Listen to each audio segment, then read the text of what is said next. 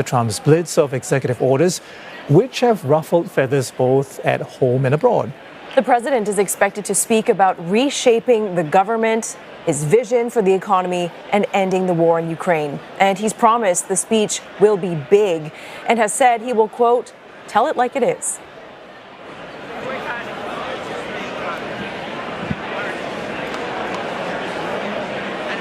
All right, as we wait for President Trump to begin speaking, we're going to bring in Nick Harper now. He joins us live from Washington, D.C.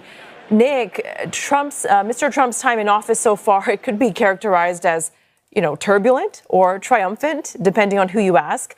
I want to ask you, what do you think his accounting is going to look like tonight? What do you think he will highlight as his biggest accomplishments?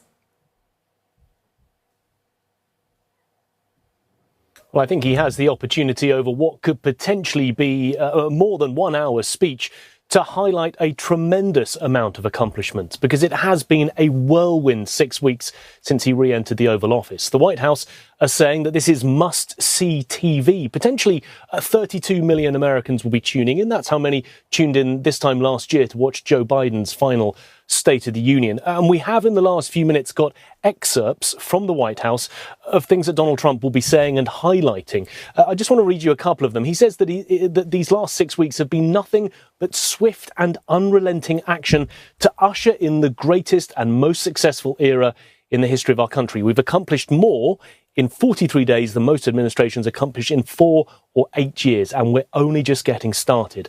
During the course of these 6 weeks, there's been about 100 executive orders, about 400 executive actions that have radically changed not just the United States, but the way that it interacts with allies and adversaries around the world. And he will want to speak about those tonight. The dismantling of the federal government, the fact that he has created this Department of Government Efficiency that's managed to, he thinks, cut wastage and save vast amounts of money for the American taxpayers. He has worked to try and bring peace deals to the Middle East and Ukraine. But one thing that he probably also needs to speak about is the cost of living, because he campaigned on his promise to bring down the cost of living, to reduce inflation.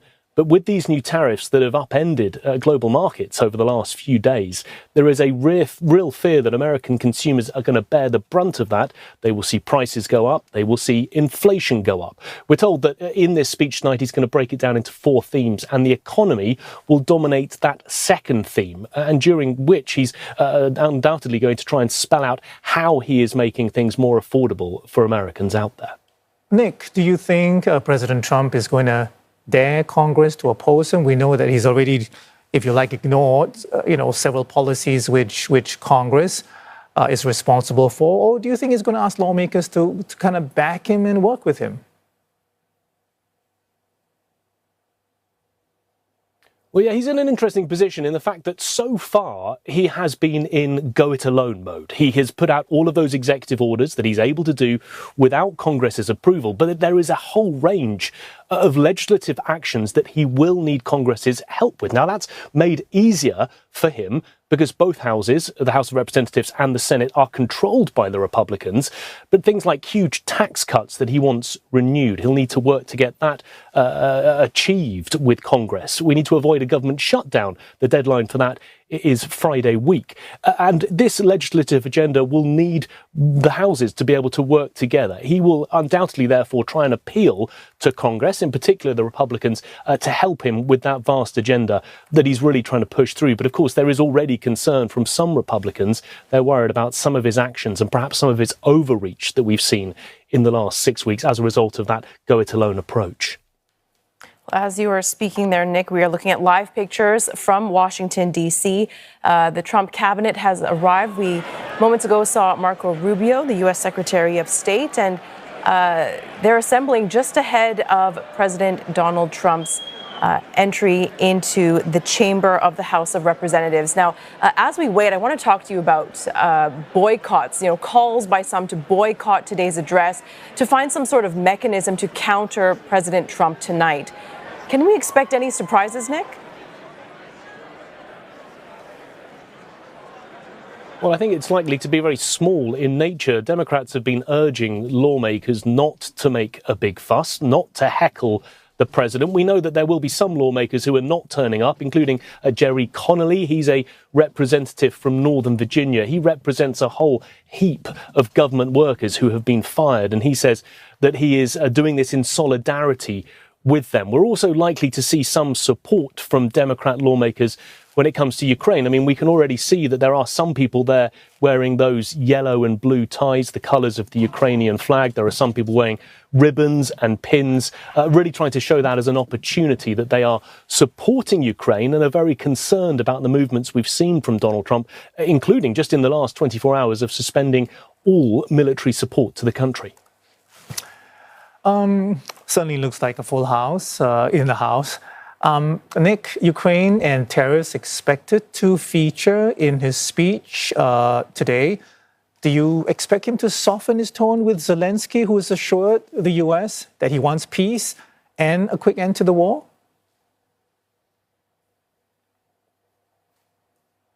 There is certainly that possibility. We didn't see a full-out apology from President Zelensky early, but he did speak about Friday's explosive Oval Office meeting. He said it was regrettable, doing what he could in his messaging over the last 48 hours or so to really show his thanks to the United States, to say he's still ready to work with them on a deal, that rare earths deal. And we have seen some softening on the US side as well. It'll be very closely watched, the exact words of the president tonight, the type of messaging that he gives, especially when it comes to NATO allies, who are very worried about the moves that we've seen from Donald Trump, the reduction of aid, the fact that he's ruling out NATO membership for Ukraine in any peace deal. There will be some concern, and therefore those remarks, I think, will be watched very closely. But overall, I would imagine some softening of the language that we see from Donald Trump tonight when it comes to President Zelensky in particular. Understood. We are also seeing reaction, globally, from financial markets in reaction to the tariffs and counter-tariffs, if you like. Now, this is a huge risk for Donald Trump. Do you have any idea why he's taking such a big gamble? Well, so often with the US president, it's all about trying to pressure another country, an adversary, an ally, to try and make them a deal that is more favourable to the US president. I think we've very much seen that over the last 6 weeks. The big problem, though, from Wall Street's point of view, from global markets' point of view, is they have reacted very badly to this latest round of tariffs. 25% on Canada, 25% on Mexico, an extra 10% on China. All three countries either retaliating today or promising retaliation over the next few days. We've also seen the US Commerce Secretary suggesting that we could see a rollback on some of those tariffs, saying that that could potentially come as early as Wednesday. He said it's not going to be a pause, but he is trying to work with the Canadians and the Mexicans to try and find some middle ground. There's no suggestion that there will be a change of approach when it comes to those tariffs against China, but we could see a slight difference being made in the next 24 hours, some sort of reduction in tariffs. Potentially, that would be good for global markets. And if Donald Trump's trying to sell his agenda to the American people who are fearful about an increase in the cost of living, I'm sure that will be welcome news as well. It is about 9:09 p.m. in Washington, D.C. And Nick, as you said off the top, the White House said tonight is going to be must-see TV. Let's talk about the guests. Both Republicans and Democrats have invited guests who will be in attendance tonight. Any notable names on that list? Can you tell us how these people were chosen? Yeah, certainly. We've already seen some of them come in during the course of the last hour or so to the chamber. It's very much about wanting to highlight either an achievement or an agenda, and that's for both the Republicans and the Democrats. So from the Democratic point of view, they say that they've invited people who've been fired by the Department of Government Efficiency, who've lost their jobs in recent weeks, including 2 disabled veterans, one who was fired from her position at the Veterans Affairs Office within the last week. Also a National Park Service ranger who has lost his job, making it harder for Americans and international tourists to visit those national parks. On the flip side, the Republicans, Donald Trump and his wife Melania, trying to highlight some of the achievements of the last few weeks. One of Donald Trump's key invitees is Mark Fogel. He's the teacher that was serving a 14-year prison term in Russia.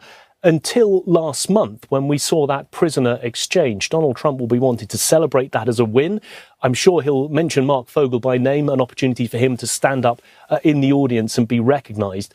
But also, we'll also have the widow and the daughters of the man who was killed at the rally in Butler, Pennsylvania last July, where Donald Trump narrowly missed that bullet in that assassination attempt. That firefighter died. His widow and children will be there. And there'll also be the mother and sister of a student called Laken Riley. She was murdered by an illegal immigrant. And of course, Donald Trump has been trying to highlight that migrant crime, as he refers to it, about illegal immigrants coming across the border and creating havoc, causing murder across the United States. We've even seen a law change over the last 6 weeks as a result of that, in the way that illegal immigrants can be detained and quickly deported from the United States. So very much trying to highlight from the Republican point of view what they feel they've achieved over the last 6 weeks. The Democrats in opposition to the last 6 weeks, trying to point out how they feel the Republicans have upended the country, and especially highlighting those mass firings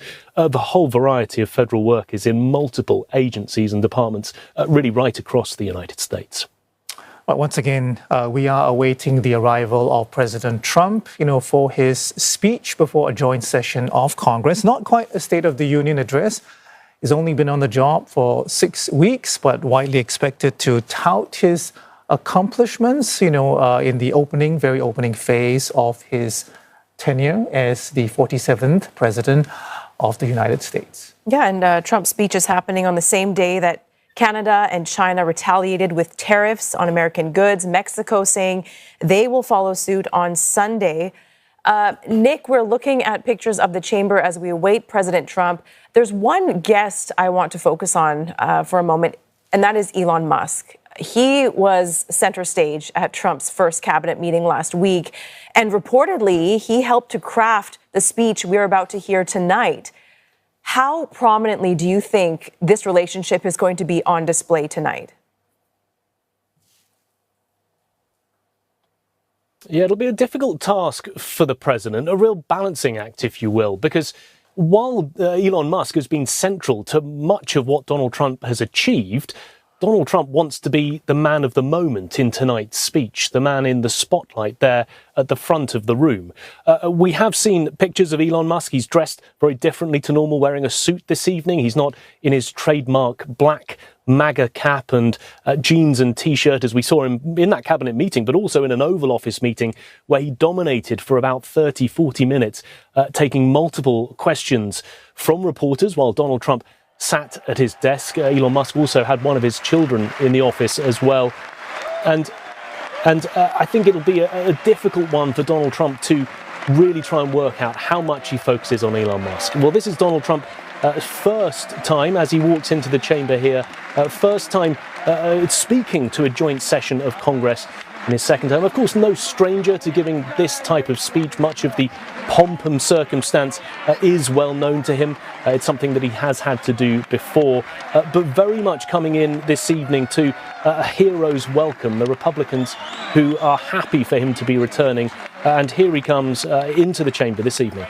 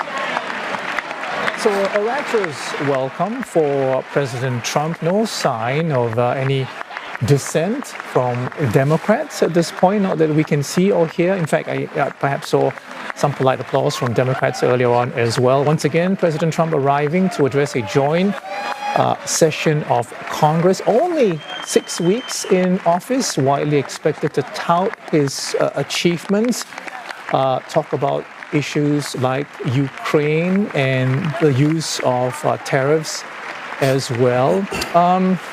He's gone alone. He's done it alone, if you like, so far, but widely expected.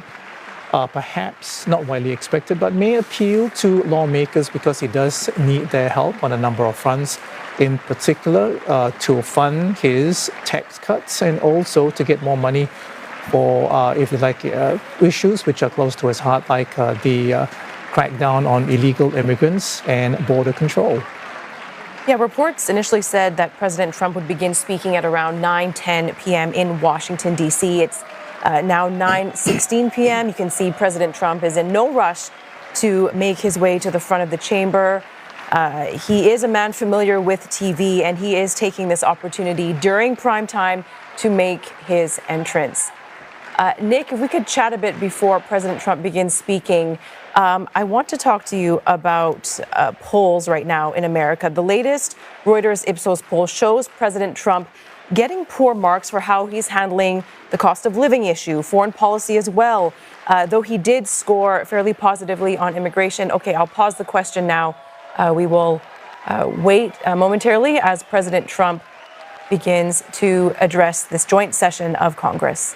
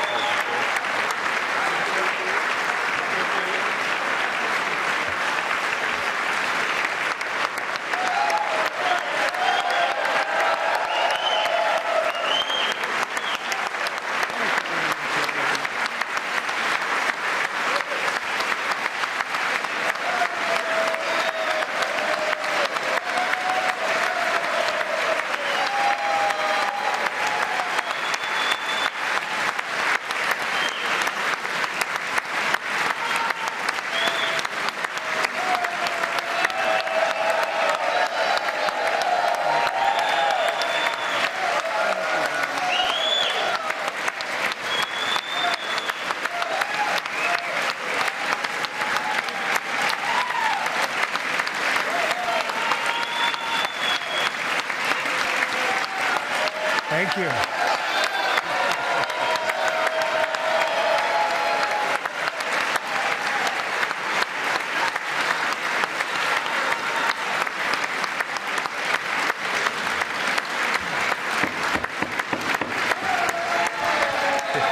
Thank you very much.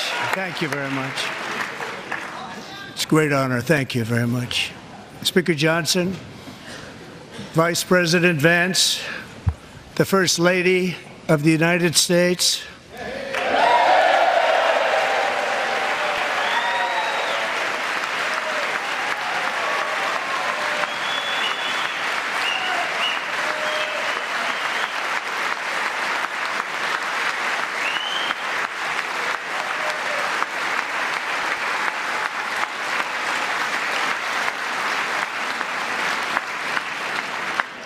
members of the United States Congress, thank you very much. And to my fellow citizens, America is back.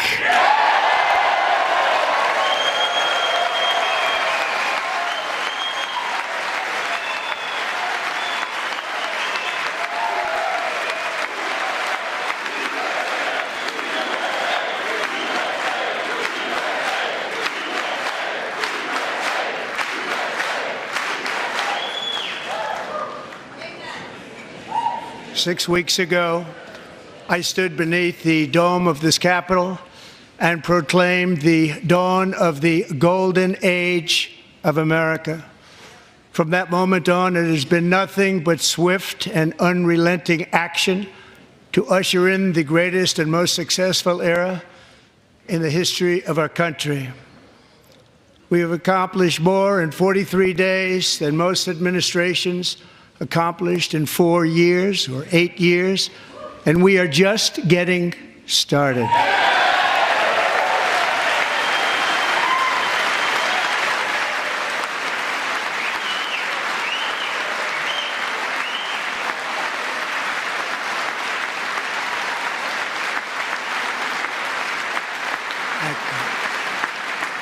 I return to this chamber tonight to report that America's momentum is back, our spirit is back, our pride is back, our confidence is back, and the American dream is surging bigger and better than ever before.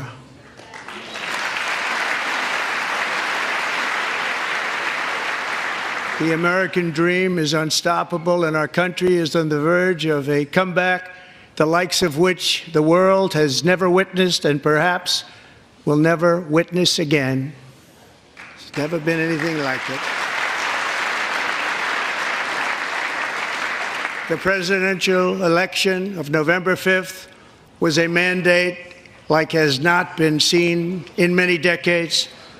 We won all 7 swing states, giving us an electoral college victory of 312 votes.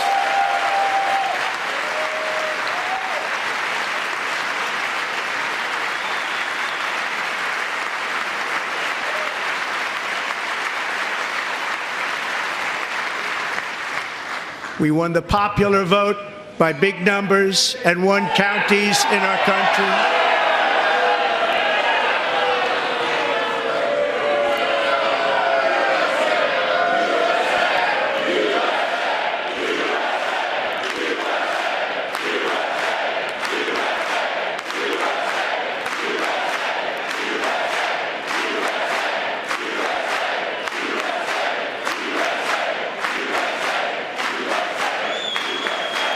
And won counties in our country, 2,700 to 525, on a map that reads almost completely red for Republican.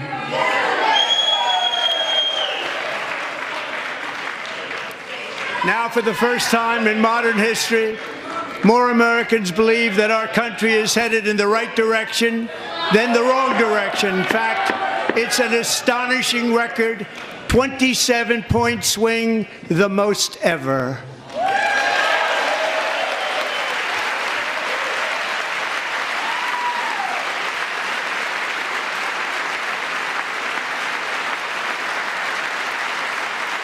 Likewise, small business optimism saw its single largest one-month gain ever recorded, a 41-point jump.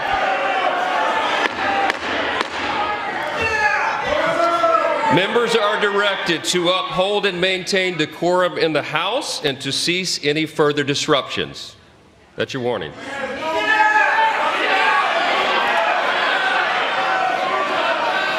Members are engaging in willful and continuing breach of decorum, and the chair is prepared to direct the Sergeant-at-Arms to restore order to the joint session.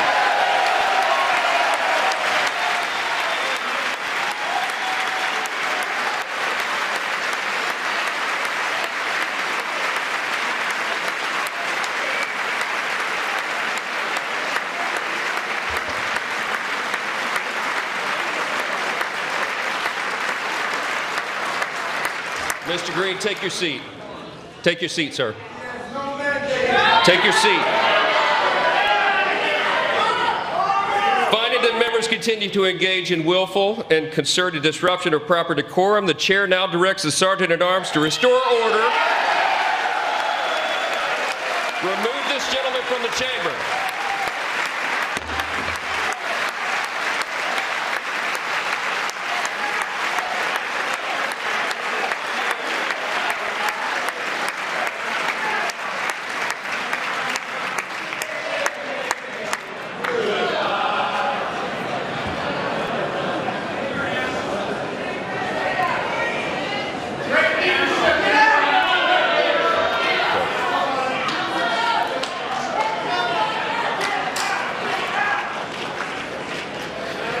Members are directed to uphold and maintain decorum in the House. Mr. President, you continue. Thank you. Over the past 6 weeks, I have signed nearly 100 executive orders and taken more than 400 executive actions, a record, to restore common sense, safety, optimism, and wealth all across our wonderful land. The people elected me to do the job, and I'm doing it.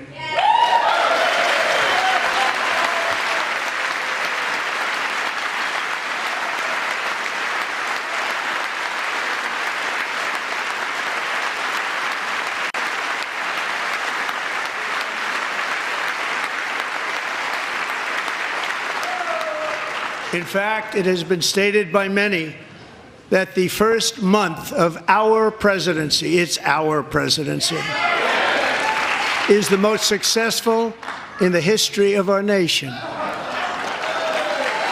By many.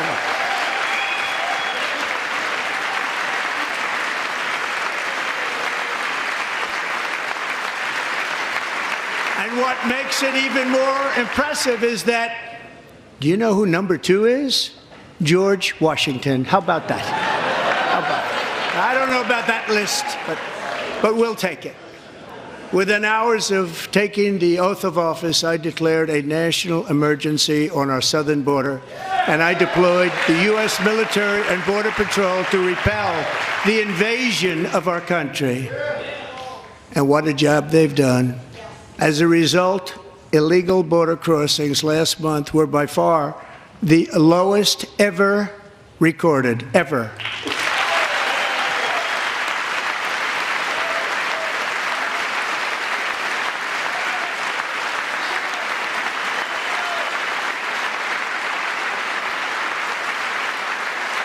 They heard my words and they chose not to come. Much easier that way. In comparison, under Joe Biden, the worst president in American history, there were hundreds of thousands of illegal crossings a month, and virtually all of them, including murderers, drug dealers, gang members, and people from mental institutions and insane asylums, were released into our country. Who would want to do that? This is my 5th such speech to Congress. And once again, I look at the Democrats in front of me, and I realize there is absolutely nothing I can say to make them happy or to make them stand or smile or applaud. Nothing I can do. I could find a cure to the most devastating disease, a disease that would wipe out entire nations, or announce the answers to the greatest economy in history, or the stoppage of crime to the lowest levels ever recorded. And these people sitting right here will not clap, will not stand, and certainly will not cheer for these astronomical achievements. They won't do it, no matter what. Five times I've been up here. It's very sad, and it just shouldn't be this way.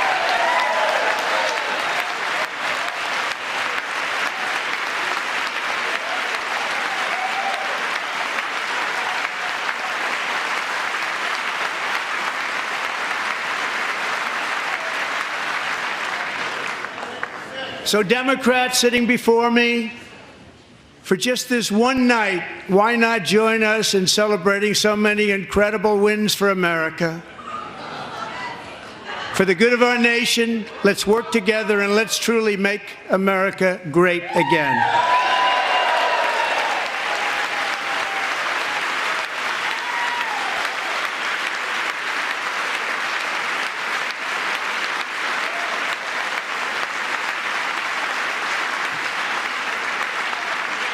Every day my administration is fighting to deliver the change America needs to bring a future that America deserves, and we're doing it. This is a time for big dreams and bold action. Upon taking office, I imposed an immediate freeze on all federal hiring, a freeze on all new federal regulations, and a freeze on all foreign aid.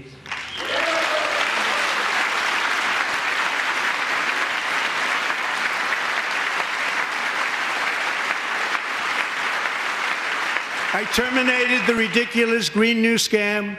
I withdrew from the unfair Paris Climate Accord, which was costing us trillions of dollars that other countries were not paying. I withdrew from the corrupt World Health Organization.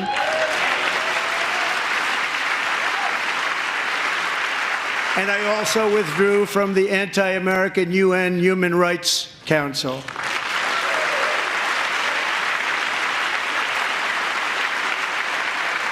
We ended all of Biden's environmental restrictions that were making our country far less safe and totally unaffordable. And importantly, we ended the last administration's insane electric vehicle mandate, saving our auto workers and companies from economic destruction.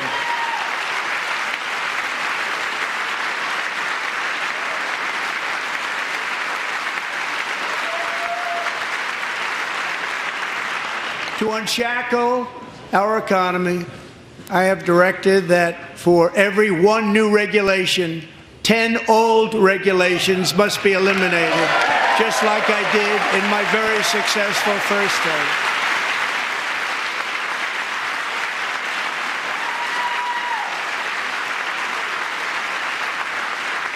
And in that first term, we set records on ending unnecessary rules and regulations like no other president had done before. We ordered all federal workers to return to the office. They will either show up for work in person or be removed from their job.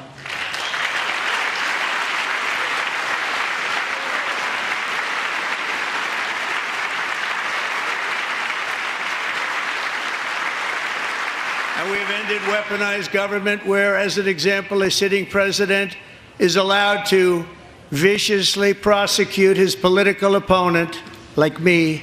How did that work out? Not too good. Not too good.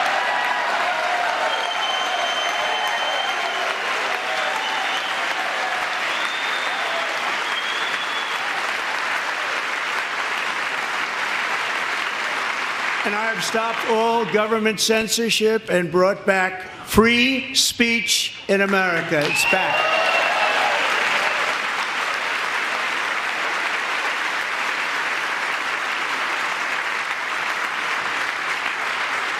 And 2 days ago, I signed an order making English the official language of the United States of America.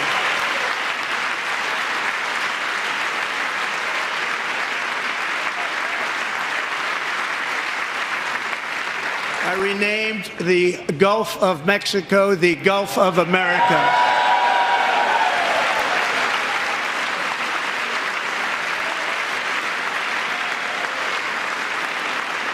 And likewise, I renamed, for a great president, William McKinley, Mount McKinley again. Beautiful Alaska. I love Alaska. We've ended the tyranny of so-called diversity, equity, and inclusion policies all across the entire federal government and indeed the private sector and our military. And our country will be woke no longer.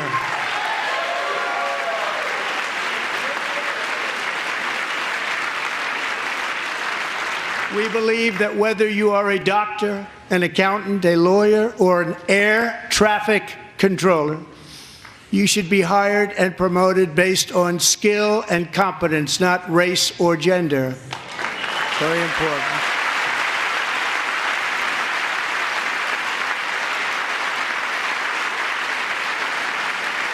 You should be hired based on merit. And the Supreme Court, in a brave and very powerful decision, has allowed us to do so. Thank you. Thank you very much. Thank you. We have removed the poison of critical race theory from our public schools, and I signed an order making it the official policy of the United States government that there are only two genders, male and female.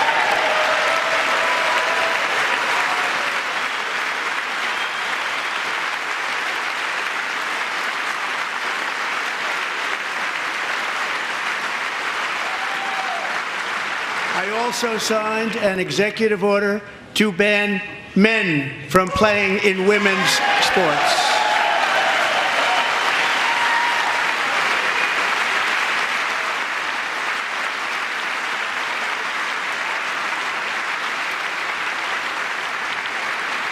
Years ago, Peyton McNabb was an all-star high school athlete, one of the best, preparing for a future in college sports. But when her girls' volleyball match was invaded by a male, he smashed the ball so hard in Peyton's face, causing traumatic brain injury, partially paralyzing her right side and ending her athletic career. It was a shot like she's never seen before. She's never seen anything like it. Peyton is here tonight in the gallery, and Peyton, from now on, schools will kick the men off the girls' team, or they will lose all federal funding.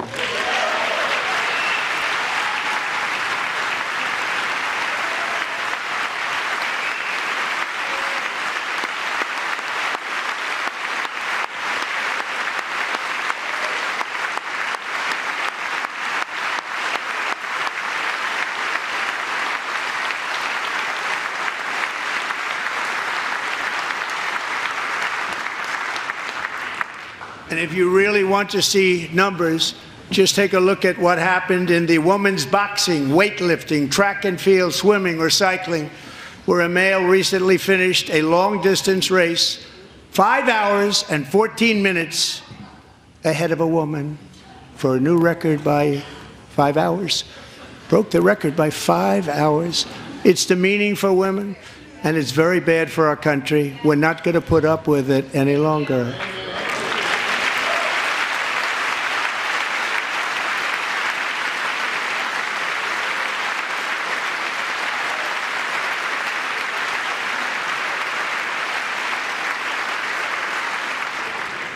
What I have just described is only a small fraction of the common sense revolution that is now, because of us, sweeping the entire world.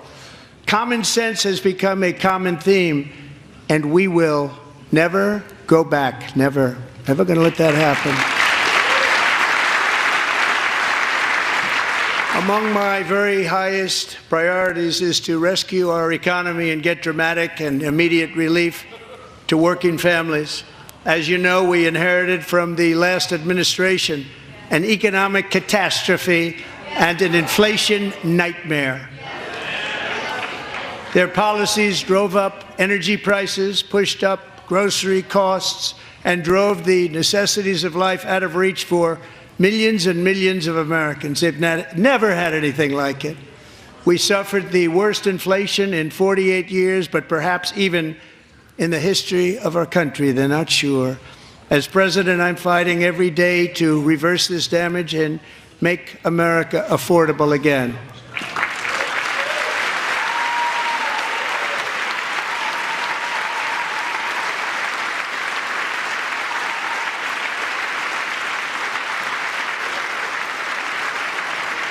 Joe Biden especially let the price of eggs get out of control.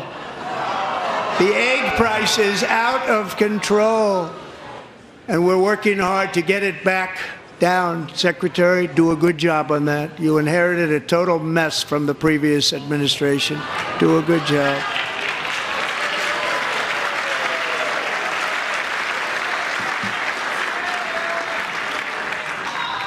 A major focus of our fight to defeat inflation is rapidly reducing the cost of energy. The previous administration cut the number of new oil and gas leases by 95%, slowed pipeline construction to a halt, and closed more than 100 power plants. We are opening up many of those power plants right now.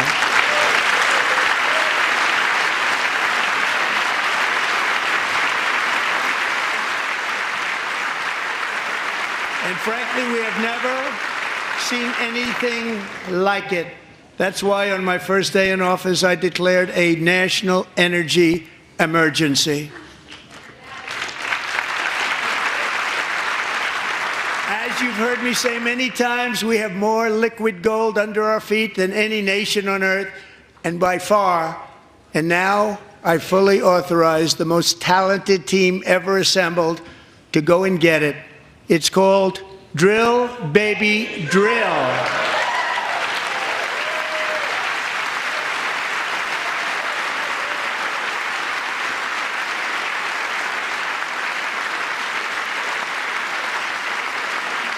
My administration is also working on a gigantic natural gas pipeline in Alaska, among the largest in the world, where Japan, South Korea, and other nations want to be our partner with investments of trillions of dollars each. There's never been anything like that one. It will be truly spectacular. It's all set to go. The permitting is gotten. And later this week, I will also take historic action to dramatically expand production of critical minerals and rare earths here in the USA.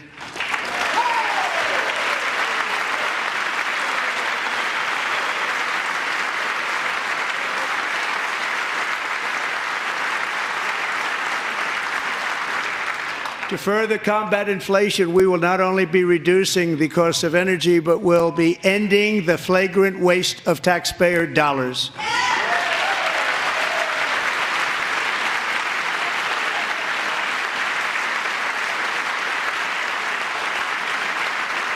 And to that end, I have created the brand new Department of Government Efficiency, DOGE. Perhaps you've heard of it. Perhaps.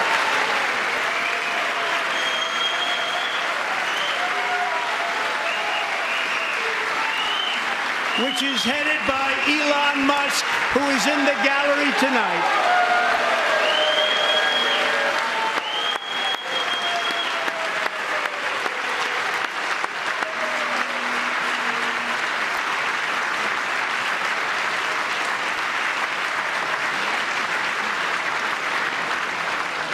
Thank you, Elon. He's working very hard. He didn't need this.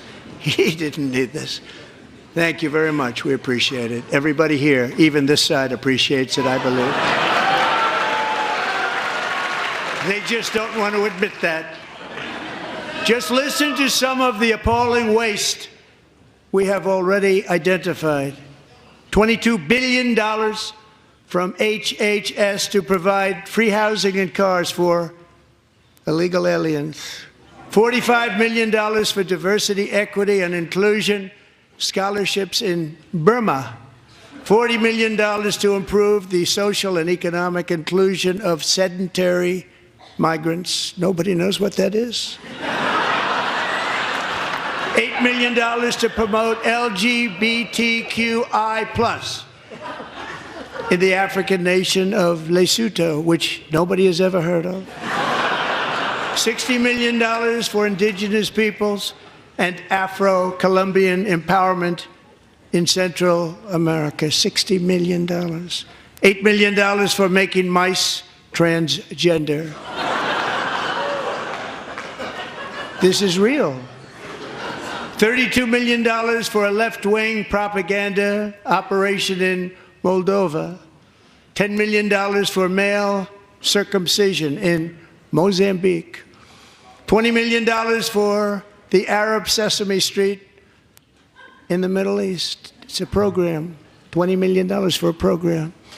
$1.9 billion to recently created Decarbonization of Homes Committee, headed up, and we know she's involved. Just at the last moment, the money was passed over by a woman named Stacey Abrams. Have you ever heard of her? A $3.5 million consulting contract for lavish fish monitoring. $1.5 million for voter confidence in Liberia.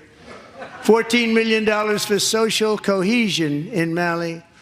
$59 million for illegal alien hotel rooms in New York City. He's a real estate developer. He's done very well. $250,000 to increase vegan local climate action innovation in Zambia. $42 million for social and behavior change in Uganda. $14 million for improving public procurement in Serbia. $47 million for improving learning outcomes in Asia. Asia's doing very well with learning. We know what we're doing. We should use it ourselves. And $101 million for DEI contracts at the Department of Education, the most ever paid, nothing even like it. Under the Trump administration, all of these scams, and they're far worse, but I didn't think it was appropriate to talk about them. They're so bad. Many more have been found out and exposed and swiftly terminated by a group of very intelligent, mostly young people, headed up by Elon, and we appreciate it. We found hundreds of billions of dollars of fraud.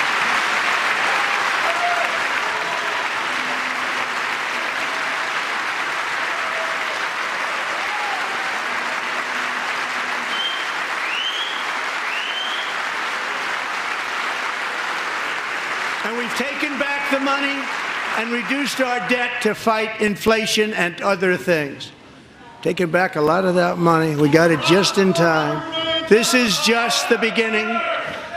The Government Accountability Office, a federal government office, has estimated annual fraud of over $500 billion in our nation, and we are working very hard to stop it. We're going to. We're also identifying shocking levels of incompetence and probable fraud in the Social Security program for our seniors, and that our seniors and people that we love rely on. Believe it or not, government databases list 4.7 million Social Security members from people aged 100 to 109 years old. It lists 3.6 million people from ages 110 to 119. I don't know any of them. I know some people that are rather elderly, but not quite that elderly. 3.47 million people from ages 120 to 129. 3.9 million people from ages 130 to 139. 3.5 million people from ages 140 to 149. And money is being paid to many of them, and we're searching right now. In fact, Pam, good luck. Good luck. You're going to find it. But a lot of money is paid out to people because it just keeps getting paid, and nobody does, and it really hurts Social Security and hurts our country. 1.3 million people from ages 150 to 159, and over 130,000 people, according to the Social Security databases, are age over 160 years old. We have a healthier country than I thought, Bobby.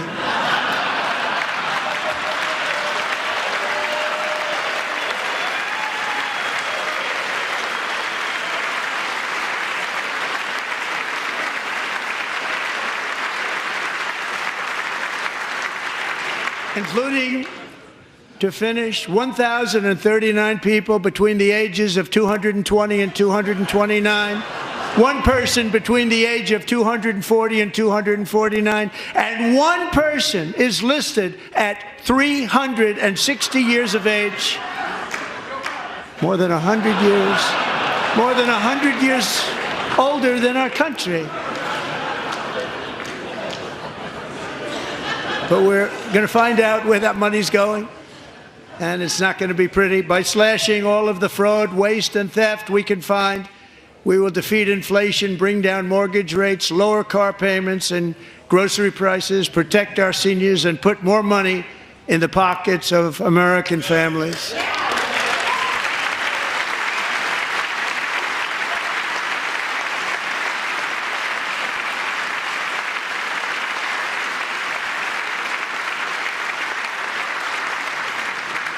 And today, interest rates took a beautiful drop, big, beautiful drop. It's about time.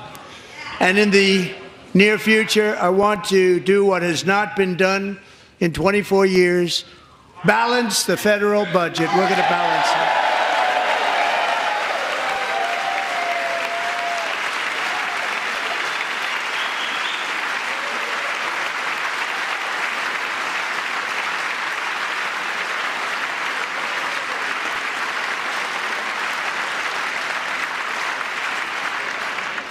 With that goal in mind, we have developed in great detail what we are calling the Gold Card, which goes on sale very, very soon.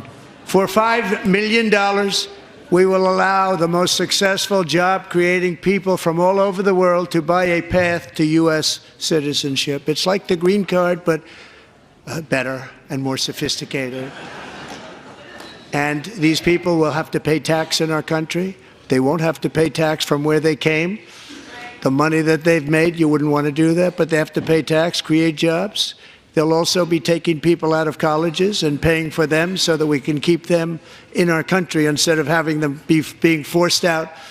Number one, at the top school, as an example, being forced out and not being allowed to stay and create tremendous numbers of jobs and great success for a company out there. So while we take out the criminals, killers, traffickers, and child predators who are allowed to enter our country under the open border policy of these people, the Democrats, the Biden administration, the open border insane policies that you've allowed to destroy our country, we will now bring in brilliant, hardworking, job-creating people.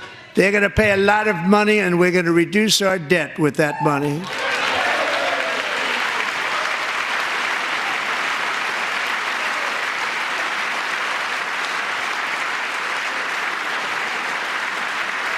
Americans have given us a mandate for bold and profound change. For nearly 100 years, the federal bureaucracy has grown until it has crushed our freedoms, ballooned our deficits, and held back America's potential in every possible way.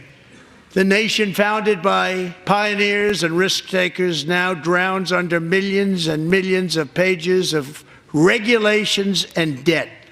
Approvals that should take 10 days to get instead take 10 years, 15 years, and even 20 years before you're rejected. Meanwhile, we have hundreds of thousands of federal workers who have not been showing up to work. My administration will reclaim power from this unaccountable bureaucracy, and we will restore true democracy to America again.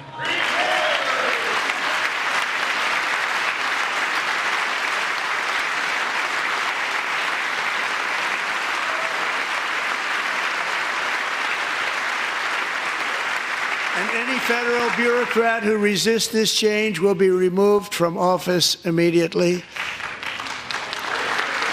Because we are draining the swamp. It's very simple. And the days of rule by unelected bureaucrats are over.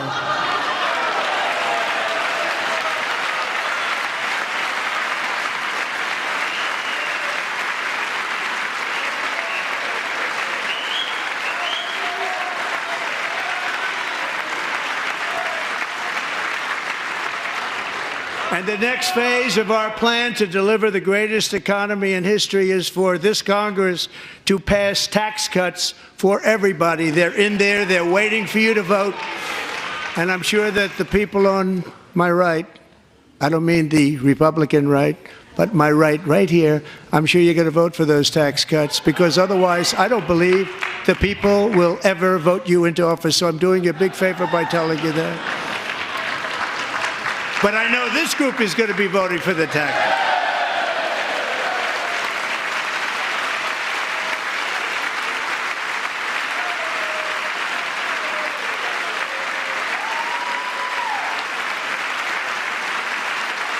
Thank you. It's a very, very big part of our plan. We had tremendous success in our first term with it. A very big part of our plan. We're seeking permanent income tax cuts all across the board. And to get urgently needed relief to Americans hit especially hard by inflation, I'm calling for no tax on tips, no tax on overtime, and no tax on Social Security benefits for our great seniors.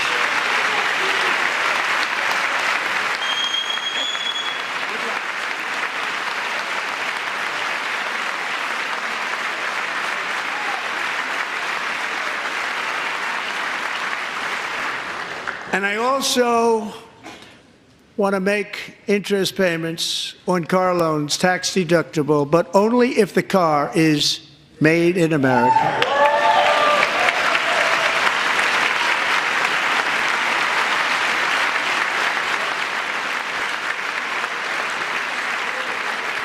And by the way, we're going to have growth in the auto industry like nobody's ever seen. Plants are opening up all over the place. Deals are being made.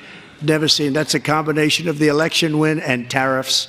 It's a beautiful word, isn't it? That, along with our other policies, will allow our auto industry to absolutely boom. It's going to boom.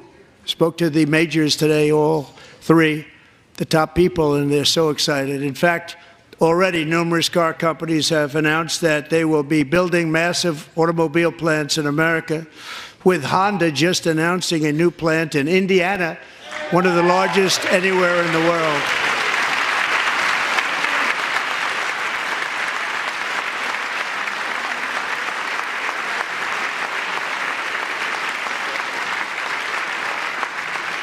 And this has taken place since our great victory on November 5th, a date which will hopefully go down as one of the most important in the history of our country.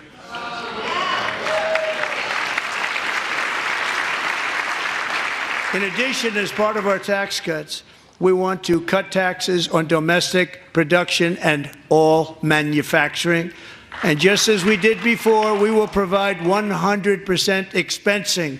It will be retroactive to January 20th, 2025.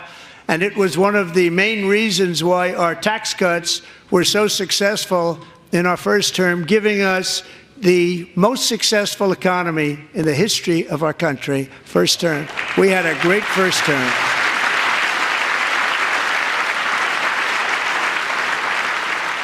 If you don't make your product in America, however, under the Trump administration, you will pay a tariff, and in some cases, a rather large one. Other countries have used tariffs against us for decades, and now it's our turn to start using them against those other countries. On average, the European Union, China, Brazil, India, Mexico, and Canada, have you heard of them? And countless other nations charge us tremendously higher tariffs than we charge them. It's very unfair. India charges us auto tariffs higher than 100%. China's average tariff on our products is twice what we charge them. And South Korea's average tariff is 4 times higher. Think of that, 4 times higher. And we give so much help militarily and in so many other ways to South Korea. But that's what happens. This is happening by friend and foe. This system is not fair to the United States and never was. And so on April 2nd, I wanted to make it April 1st, but I didn't want to be accused of April Fool's Day. That's not, just one day was cost us a lot of money. But we're going to do it in April. I'm a very superstitious person. April 2nd, reciprocal tariffs kick in. And whatever they tariff us, other countries, we will tariff them. That's reciprocal, back and forth. Whatever they tax us, we will tax them. If they do non-monetary tariffs to keep us out of their market, then we will do non-monetary barriers to keep them out of our market. There's a lot of that, too. They don't even allow us in their market. We will take in trillions and trillions of dollars and create jobs like we have never seen before. I did it with China and I did it with others, and the Biden administration couldn't do anything about it because there was so much money they couldn't do anything about it. We have been ripped off for decades by nearly every country on earth, and we will not let that happen any longer.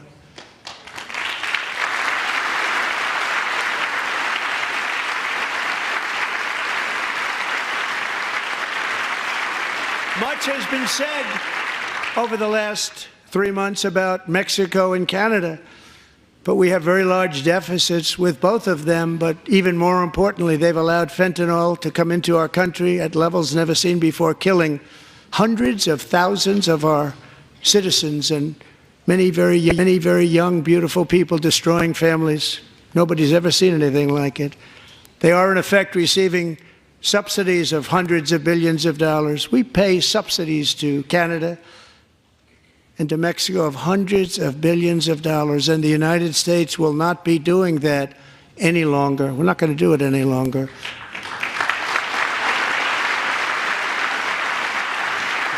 thanks to our America First policies we're putting into place, we have had $1.7 trillion of new investment in America in just the past few weeks. The combination of the election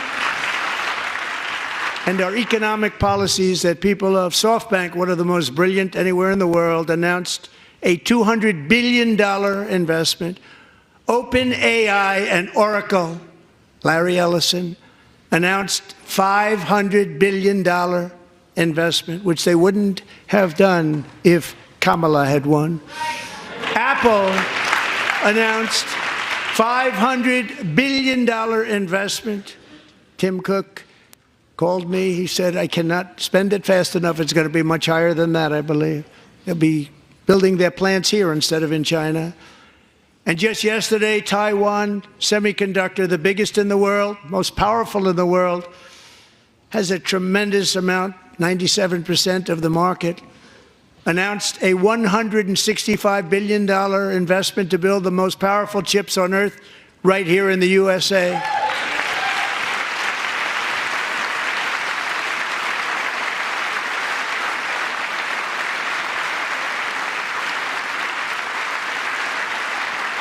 And we're not giving them any money. Your CHIPS Act is a horrible, horrible thing. We give hundreds of billions of dollars, and it doesn't mean a thing. They take our money and they don't spend it.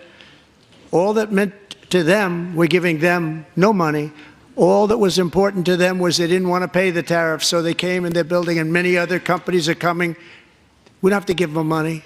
We just want to protect our businesses and our people.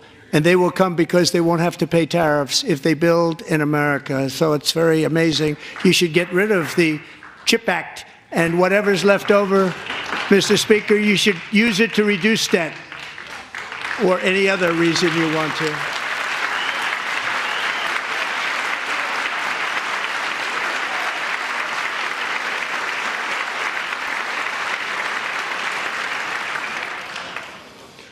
Our new trade policy will also be great for the American farmer. I love the farmer. Who will now be selling into our home market, the USA, because nobody is going to be able to compete with you. Because those goods that come in from other countries and companies, they're really in a bad position in so many different ways. They're uninspected. They may be very dirty and disgusting, and they come in and they pour in and they hurt our American farmers. The tariffs will go on agricultural product coming into America, and our farmers, starting on April 2nd, it may be a little bit of an adjustment period. We had that before when I made the deal with China, $50 billion of purchases, and I said, just bear with me, and they did. They did. Probably have to bear with me again, and this will be even better. That was great. The problem with it was that Biden didn't enforce it. He didn't enforce it. $50 billion of purchases, and we were doing great, but Biden did not enforce it, and it hurt our farmers. But our farmers are going to have a field day right now. So to our farmers, have a lot of fun. I love you too. I love you too. It's all going to happen.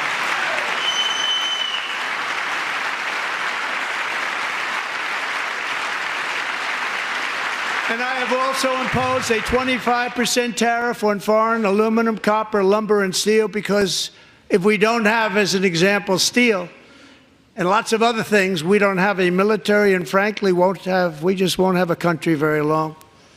Here today is a proud American steelworker, fantastic person from Decatur, Alabama, Jeff Denard. Has been working at the same steel plant for 27 years in a job that has allowed him to serve as the captain of his local volunteer fire department, raise 7 children with his beautiful wife, Nicole, and over the years provide a loving home for more than 40 foster children. So great, Jeff.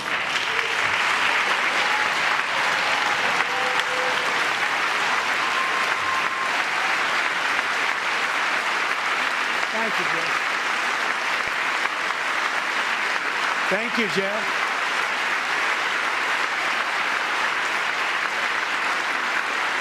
Stories like Jeff's remind us that tariffs are not just about protecting American jobs.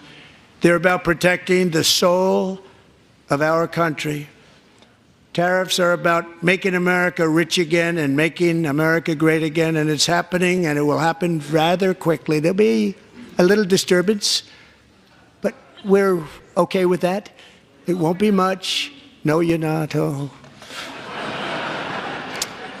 And look where Biden took us, very low, the lowest we've ever been. Jeff, I want to thank you very much. And I also want to recognize another person who has devoted herself to foster care community. She works so hard on it.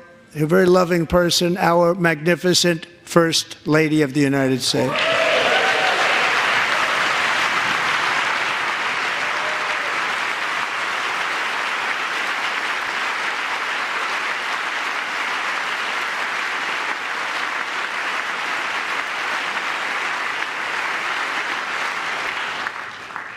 Melania's work has yielded incredible results, helping prepare our nation's future leaders as they enter the workforce.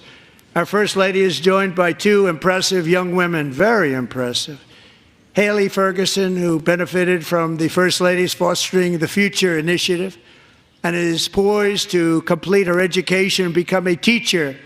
And Elliston Berry, who became a victim of an illicit deepfake image produced by a peer. With Elliston's help, the Senate just passed the Take It Down Act, and this is so important. Thank you very much, John. John Thune, thank you. Stand up, John. Thank you, John.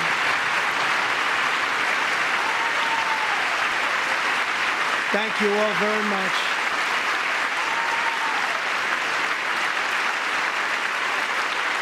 Thank you. And thank you to John Thune and the Senate. Great job. To criminalize the publication of such images online is a terrible, terrible thing. And once it passes the House, I look forward to signing that bill into law. Thank you. And I'm going to use that bill for myself, too, if you don't mind.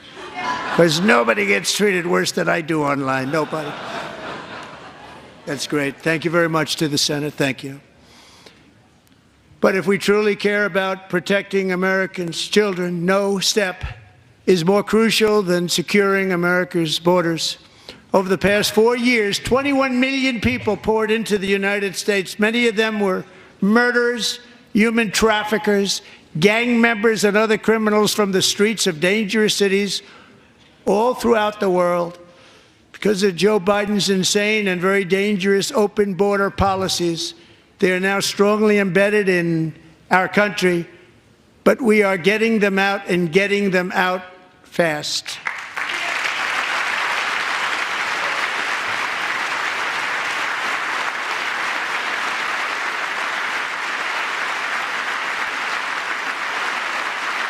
And I want to thank Tom Homan and Christy. I want to thank you and Paul of Border Patrol. I want to thank you. What a job they've all done. Everybody, Border Patrol, ICE, law enforcement in general is incredible. We have to take care of our law enforcement. Have to.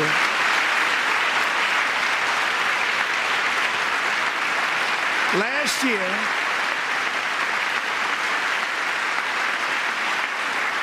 a brilliant 22-year-old nursing student named Laken Riley, the best in her class, admired by everybody, went out for a jog on the campus of the University of Georgia. That morning, Laken was viciously attacked, assaulted, beaten, brutalized, and horrifically murdered. Laken was stolen from us by a savage illegal alien gang member who was arrested while trespassing across Biden's open southern border and then set loose into the United States under the heartless policies of that failed administration. It was indeed a failed administration. He had then been arrested and released in a Democrat-run sanctuary city, a disaster, before ending the life of this beautiful young angel. With us this evening are Laken's beloved mother, Allison, and her sister, Lauren.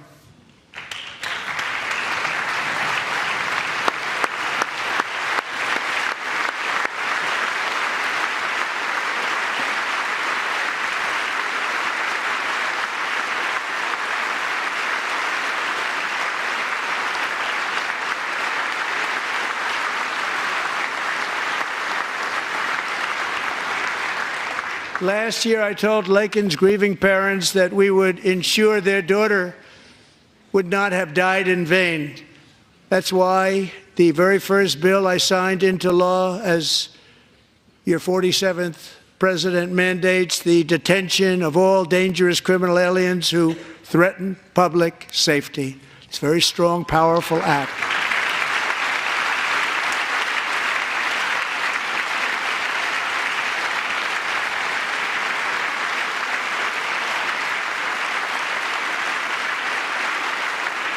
It's called the Laken-Riley Act. So Allison and Lauren, America will never, ever forget our beautiful Laken Hope Riley.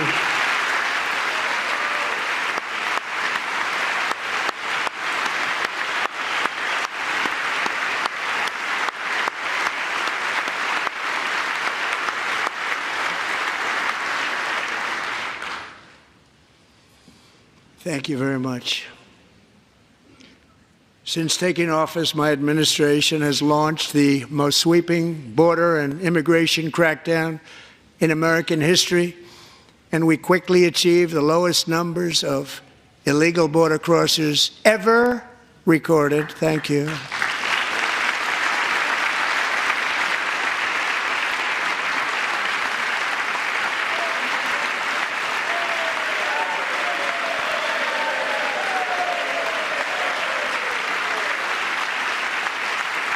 The media and our friends in the Democrat Party kept saying we needed new legislation, we must have legislation to secure the border. But it turned out that all we really needed was a new president.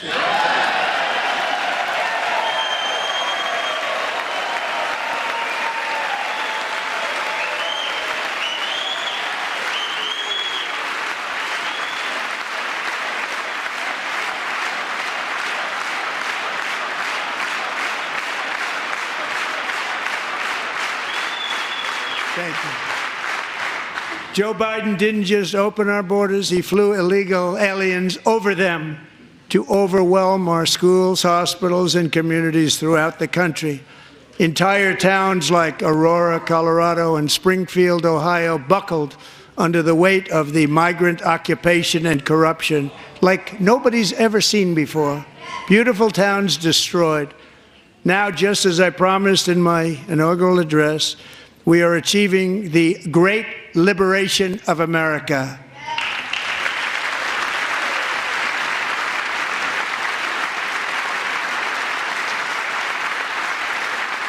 But there still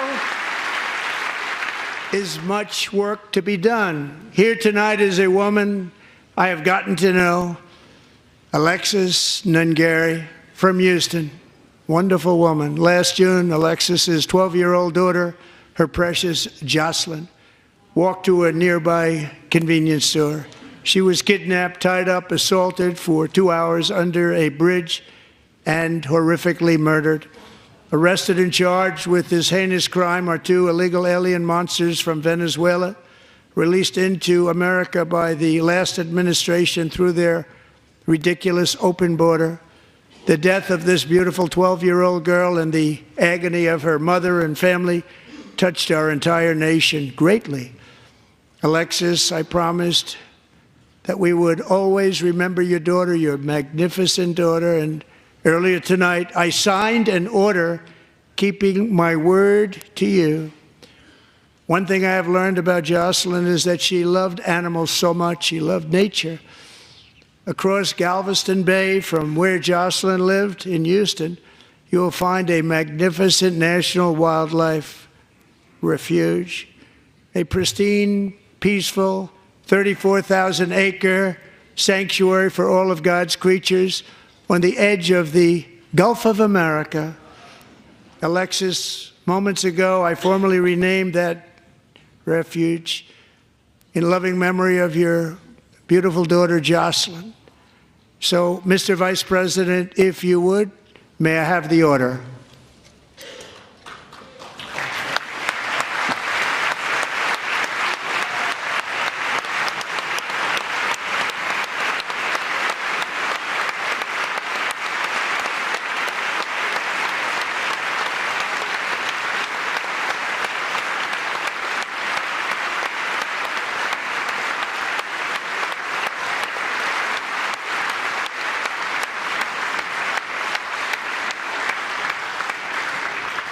Thank you very much.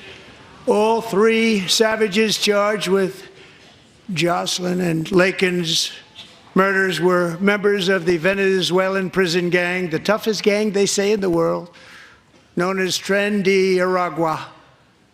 2 weeks ago, I officially designated this gang, along with MS-13 and the bloodthirsty Mexican drug cartels, as foreign terrorist organizations.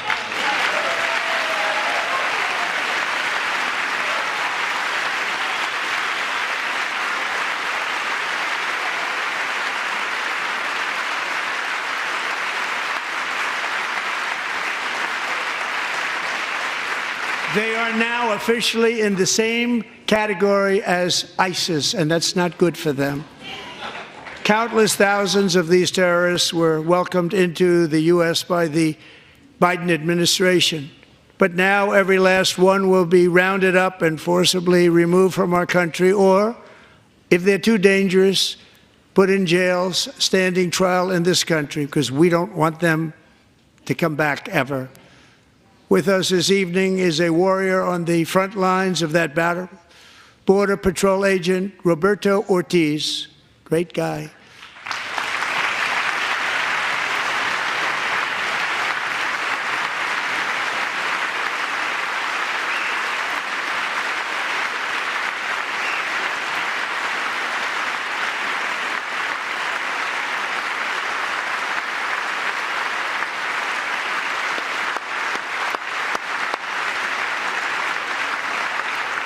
In January, Roberto and another agent were patrolling by the Rio Grande near an area known as Cartel Island. Doesn't sound too nice to me. When heavily armed gunmen started shooting at them, Roberto saw that his partner was totally exposed, at great danger, and he leapt into action, returning fire and providing crucial seconds for his fellow agent to seek safety, just barely.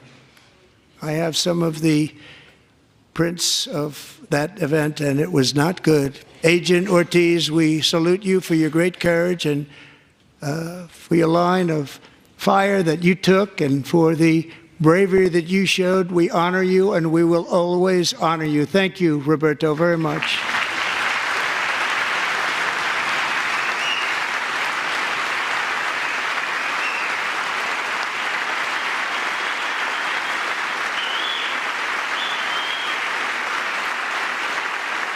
Thank you, Roberto. And I actually got to know him on my many calls to the border. He's a great gentleman.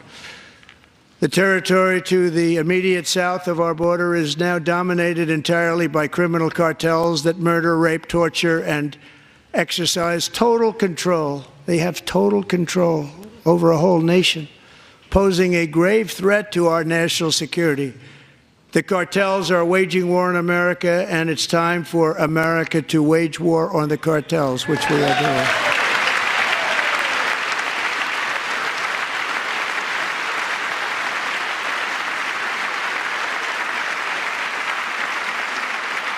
Five nights ago, Mexican authorities, because of our tariff policies being imposed on them, think of this, handed over to us 29 of the biggest cartel leaders in their country. That has never happened before. They want to make us happy.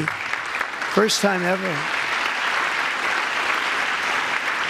But we need Mexico and Canada to do much more than they've done, and they have to stop the fentanyl and drugs pouring into the USA. They're going to stop it.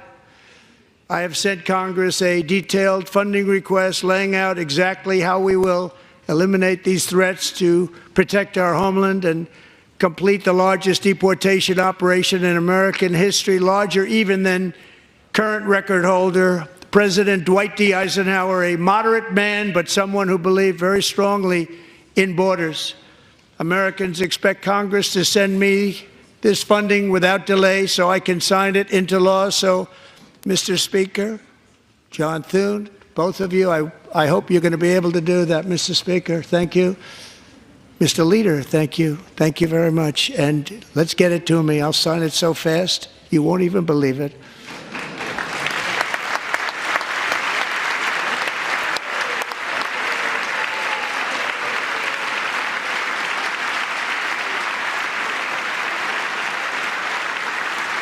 And as we reclaim our sovereignty, we must also bring back law and order to our cities and towns.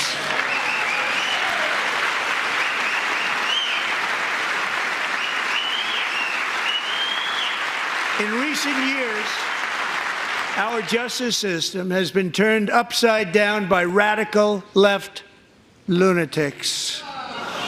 Many jurisdictions virtually ceased enforcing the law against dangerous repeat offenders while weaponizing law enforcement against political opponents like me. My administration has acted swiftly and decisively to restore fair, equal, and impartial justice under the constitutional rule of law, starting at the FBI and the DOJ. Pam, good luck. Cash, wherever you may be, good luck. Good luck. Pam Bondi, good luck. So important. Going to do a great job. Cash, thank you. Thank you, Cash.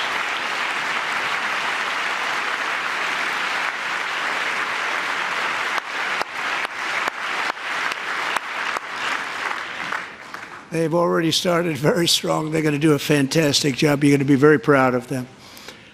We're also once again giving our police officers the support, protection, and respect they so dearly deserve. They have to get it. They have such a hard, dangerous job, but we're going to make it less dangerous. The problem is the bad guys don't respect the law, but they're starting to respect it, and they soon will respect it. This also includes our great fire departments throughout the country. Our firemen and women are unbelievable people, and we'll never forget them. And besides that, they voted for me in record numbers, so I have no choice.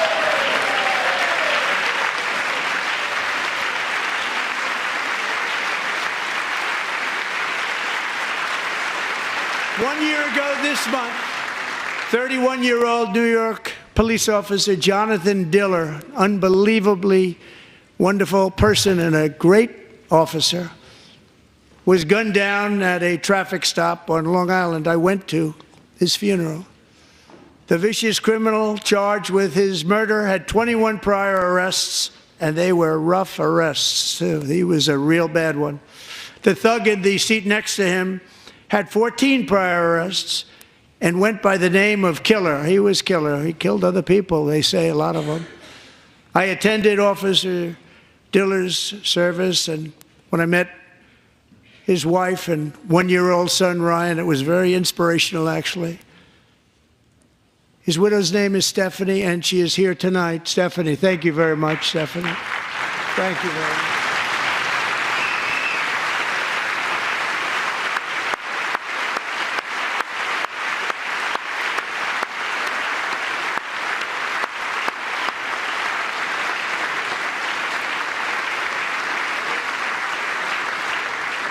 Stephanie, we're going to make sure that Ryan knows his dad was a true hero, New York's finest, and we're going to get these cold-blooded killers and repeat offenders off our streets, and we're going to do it fast. Got to stop it. They get out with 28 arrests. They push people into subway trains. They hit people over the head, back of the head with baseball bats. We got to get them out of here. I've already signed an executive order requiring a mandatory death penalty for anyone who murders a police officer, and tonight I'm asking Congress to pass that policy into permanent law.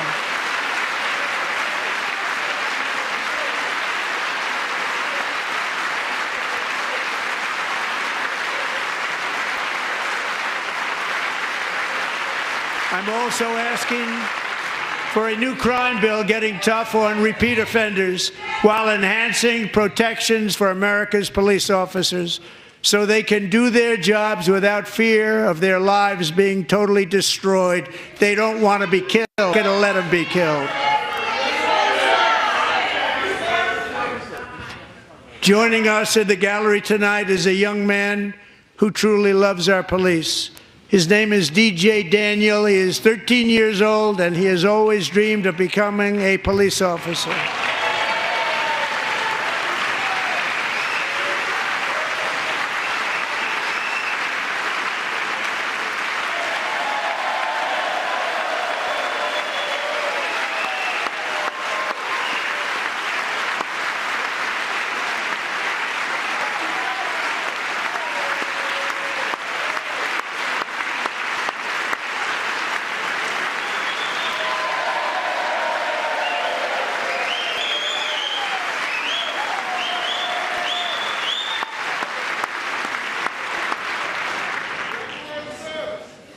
But in 2018, DJ was diagnosed with brain cancer.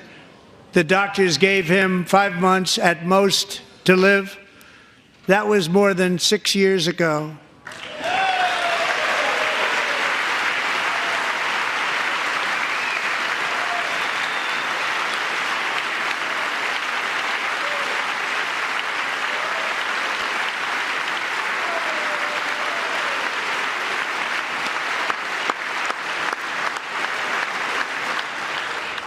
Since that time, DJ and his dad have been on a quest to make his dream come true, and DJ has been sworn in as an honorary law enforcement officer, actually a number of times. The police love him, the police departments love him.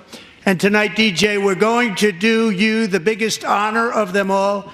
I am asking our new Secret Service Director, Sean Curran, to officially make you an agent of the United States Secret Service.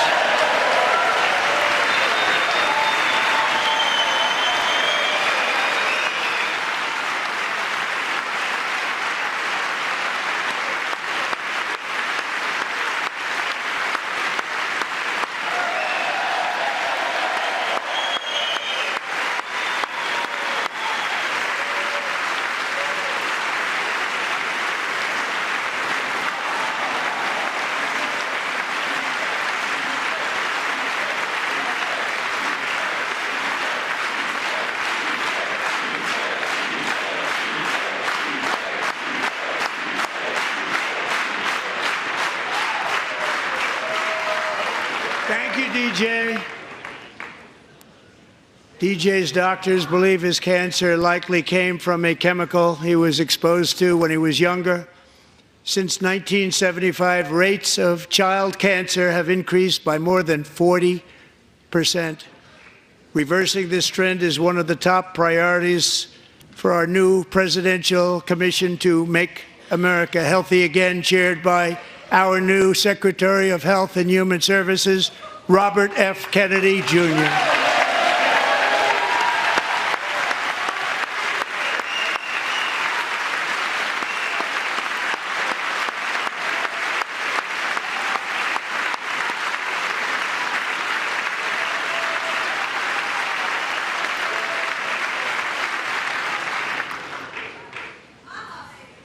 With the name Kennedy, you would have thought everybody over here would have been cheering.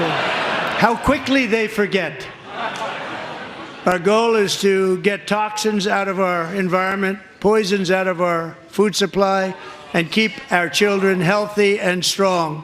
As an example, not long ago, and you can't even believe these numbers, 1 in 10,000 children had autism, 1 in 10,000. And now it's 1 in 36. There's something wrong. 1 in 36. Think of that. So we're going to find out what it is, and there's nobody better than Bobby and all of the people that are working with you. You have the best to figure out what is going on. Okay, Bobby? Good luck. It's a very important job. Thank you.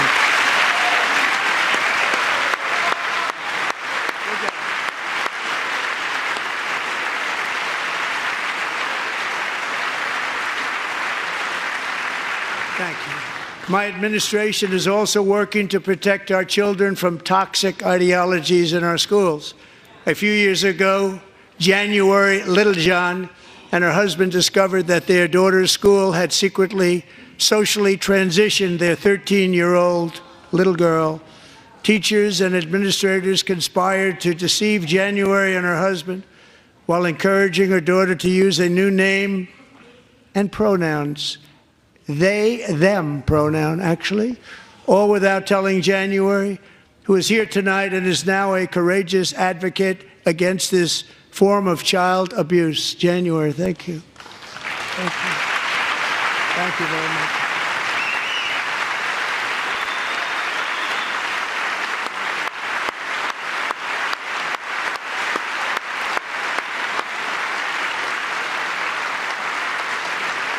Thank you.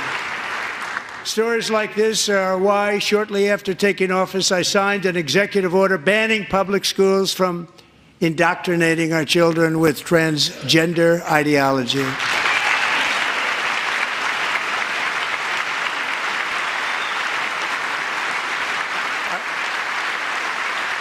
also signed an order to cut off all taxpayer funding to any institution that engages in the sexual mutilation of our youth.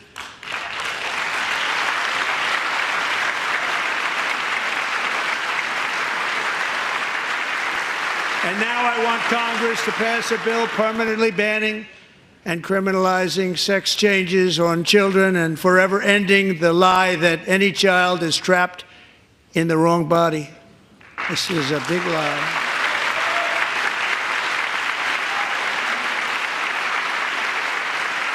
And our message to every child in America is that you are perfect exactly the way God made you.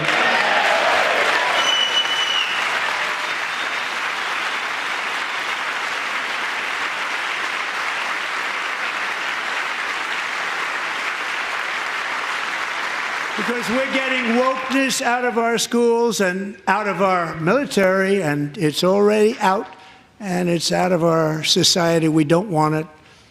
Wokeness is trouble. Wokeness is bad. It's gone. It's gone.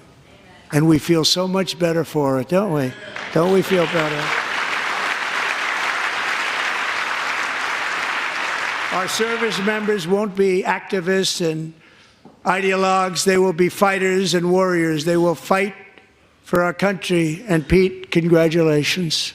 Secretary of Defense, congratulations.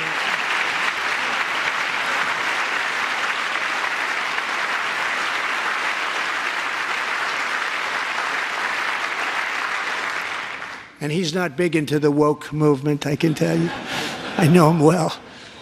I am pleased to report that in January, the U.S. Army had its single best recruiting month in 15 years, and that all armed services are having among the best recruiting results ever in the history of our services.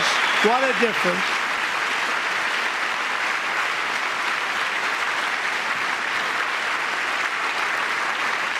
And you know, it was just a few months ago where the results were exactly the opposite. We couldn't recruit anywhere. We couldn't recruit.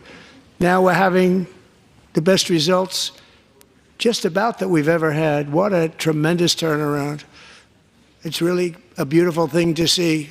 People love our country again. It's very simple. They love our country, and they love being in our military again. So it's a great thing, and thank you very much. Great job. Thank you.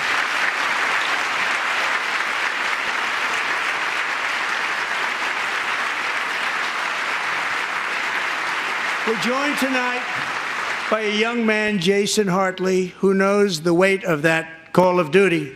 Jason's father, grandfather, and great-grandfather all wore the uniform. Jason tragically lost his dad, who was also a Los Angeles County Sheriff's deputy when he was just a boy, and now he wants to carry on the family legacy of service. Jason is a senior in high school, a 6-letter varsity athlete, a really good athlete, they say, a brilliant student with a 4.46, that's good, GPA. And his greatest dream is to attend the U.S. Military Academy at West Point.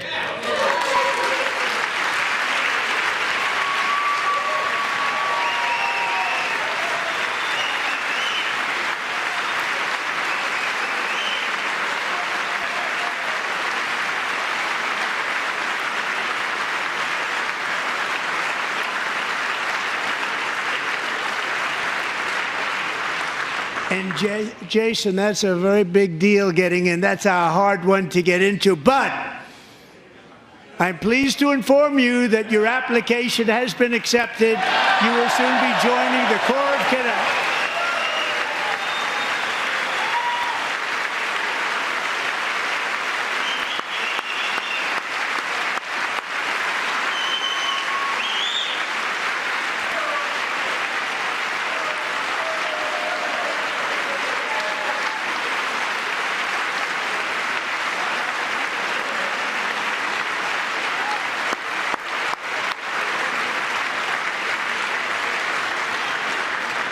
Thank you. Jason, you're going to be on the long gray line, Jason.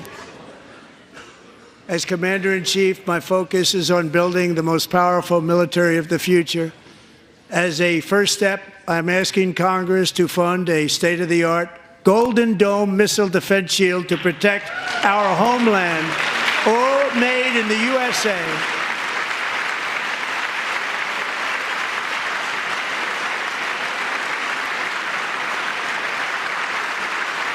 And Ronald Reagan wanted to do it long ago, but the technology just wasn't there, not even close. But now we have the technology. It's incredible, actually. And other places, they have it. Israel has it. Other places have it. And the United States should have it too, right, Tim, right? They should have it too. So I want to thank you. But it's a very, very important. This is a very dangerous world. We should have it. We want to be protected, and we're going to protect our citizens like never before. To boost our defense industrial base, we are also going to resurrect the American shipbuilding industry, including commercial shipbuilding and military shipbuilding.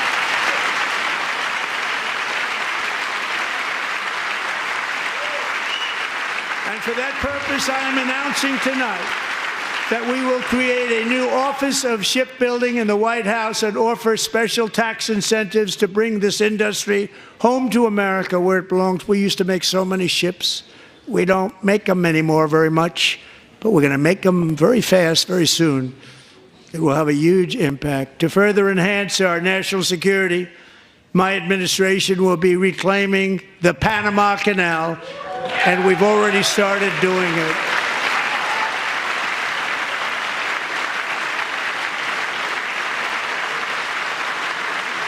Just today, a large American company announced they are buying both ports around the Panama Canal and lots of other things having to do with the Panama Canal and a couple of other canals. The Panama Canal was built by Americans for Americans, not for others, but others could use it.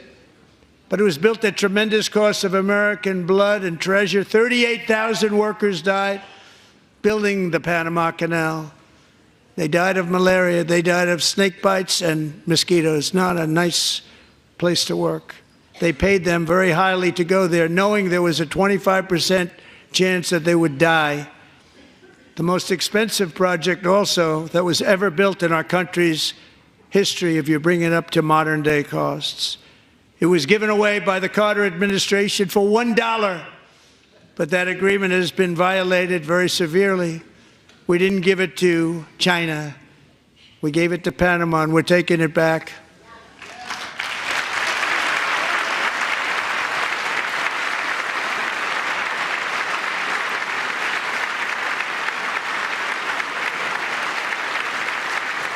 And we have Marco Rubio in charge. Good luck, Marco. Now, we know who to blame if anything goes wrong. Marco's been amazing, and he's going to do a great job. Think of it, he got 100 votes. You know, he was approved with actually 99, but the 100th was this gentleman, and I feel very certain. So let's assume he got 100 votes, and I'm either very, very happy about that or I'm very concerned about it. But he's already proven. I mean, he's a great gentleman. He's respected by everybody, and we appreciate you voting for Marco. He's going to do a fantastic job. Thank you. Thank you. He's doing a great job. Great job. And I also have a message tonight for the incredible people of Greenland. We strongly support your right to determine your own future. And if you choose, we welcome you into the United States of America. We need Greenland for national security and even international security, and we're working with everybody involved to try and get it. But we need it really for international world security, and I think we're going to get it. One way or the other, we're going to get it. We will keep you safe. We will make you rich, and together we will take Greenland to heights like you have never thought possible before. It's a very small population, but very, very large piece of land and very, very important for military security. America is once again standing strong against the forces of radical Islamic terrorism. 3.5 years ago, ISIS terrorists killed 13 American service members and countless others in the Abbey Gate bombing during the disastrous and incompetent withdrawal from Afghanistan. Not that they were withdrawing, it was the way they withdrew. Perhaps the most embarrassing moment in the history of our country. Tonight, I am pleased to announce that we have just apprehended the top terrorist responsible for that atrocity, and he is right now on his way here to face the swift sword of American justice.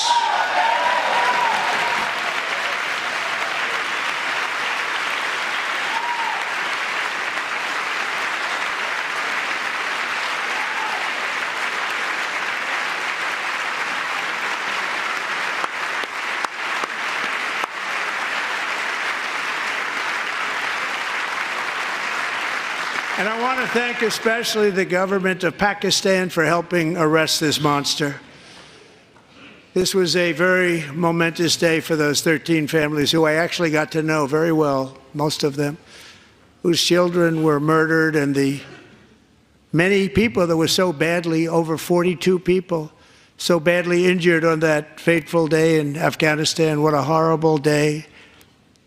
Such incompetence was shown that when Putin saw what happened, I guess he said, wow, maybe this is my chance. That's how bad it was.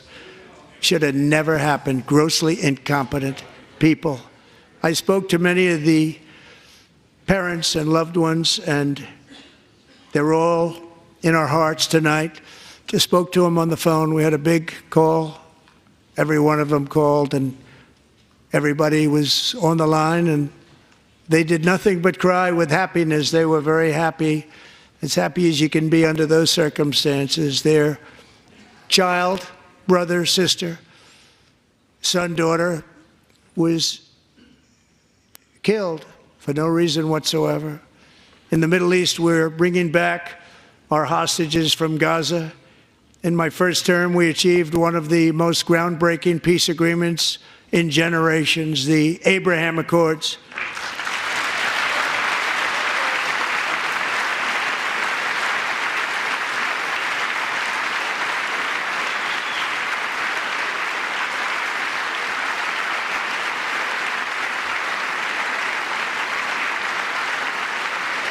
And now we're going to build on that foundation to create a more peaceful and prosperous future for the entire region. A lot of things are happening in the Middle East. People have been talking about that so much lately with everything going on with Ukraine and Russia.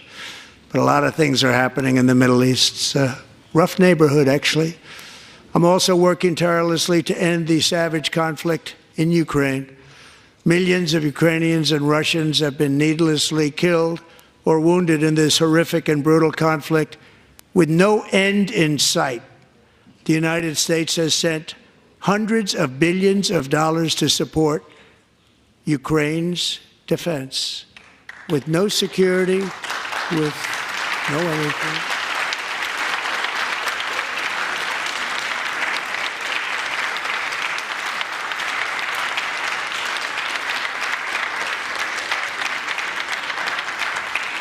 Do you want to keep it going for another 5 years? Yeah, you would say Pocahontas says yes.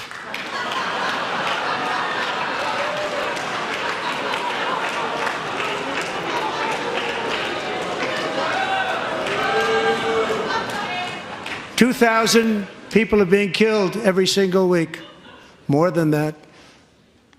They're Russian young people. They're Ukrainian young people. They're not Americans. But I want it to stop. Meanwhile, Europe has sadly spent more money buying Russian oil and gas than they have spent on defending Ukraine, by far. Think of that. They've spent more buying Russian oil and gas than they have defending. And we've spent perhaps $350 billion, like taking candy from a baby. That's what happened. And they've spent $100 billion. What a difference that is. And we have an ocean separating us, and they don't. But we're getting along very well with them, and lots of good things are happening. Biden has authorized more money in this fight than Europe has spent by billions and billions of dollars. It's hard to believe that they wouldn't have stopped it and said at some point, come on, let's equalize. You got to be equal to us. But that didn't happen. Earlier today, I received an important letter from President Zelensky of Ukraine. The letter reads, Ukraine is ready to come to the negotiating table as soon as possible to bring lasting peace closer. Nobody wants peace more than the Ukrainians, he said. My team and I stand ready to work under President Trump's strong leadership to get a peace that lasts. We do really value how much America has done to help Ukraine maintain its sovereignty and independence. Regarding the agreement on minerals and security, Ukraine is ready to sign it at any time that is convenient for you. I appreciate that he sent this letter, just got it a little while ago. Simultaneously, we've had serious discussions with Russia and have received strong signals that they are ready for peace. Wouldn't that be beautiful? Wouldn't that be beautiful?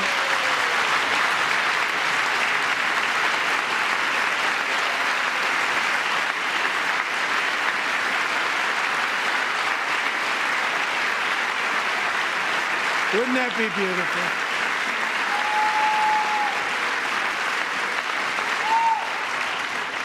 It's time to stop this madness. It's time to halt the killing. It's time to end this senseless war. If you want to end wars, you have to talk to both sides.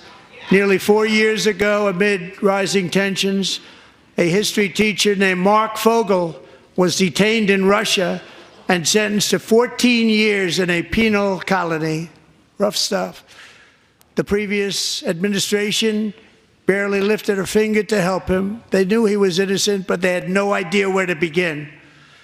But last summer, I promised his 95-year-old mother, Malphine, that we would bring her boy safely back home. After 22 days in office, I did just that, and they are here tonight.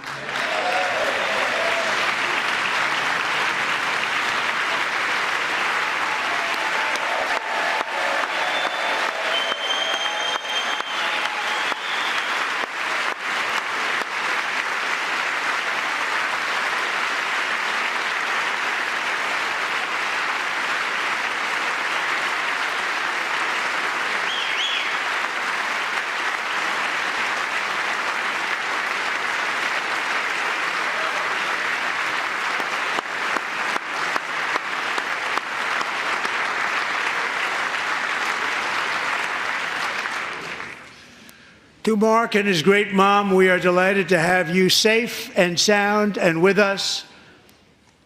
As fate would have it, Mark Fogel was born in a small rural town in Butler, Pennsylvania. Have you heard of it? Where his mother has lived for the past 78 years. I just happened to go there last July 13th for a rally. That was not pleasant. And that is where I met his beautiful mom right before I walked onto that stage. And I told her I would not forget what she said about her son. And I never did I? Never forgot. Less than 10 minutes later, at that same rally, gunfire rang out, and a sick and deranged assassin unloaded 8 bullets from his sniper's perch into a crowd of many thousands of people. My life was saved by a fraction of an inch, but some were not so lucky. Corey Comparator was a firefighter, a veteran, a Christian, a husband, a devoted father, and above all, a protector. When the sound of gunshots pierced the air, it was a horrible sound. Corey knew instantly what it was and what to do. He threw himself on top of his wife and daughters and shielded them from the bullets with his own body. Corey was hit really hard. You know the story from there. He sacrificed his life to save theirs. 2 others, very fine people, were also seriously hit. But thankfully, with the help of 2 great country doctors, we thought they were gone and they were saved. So those doctors had great talent. We're joined by Corey's wife, Helen, who was his high school sweetheart, and their two beloved daughters, Allison and Kaylee. Thank you.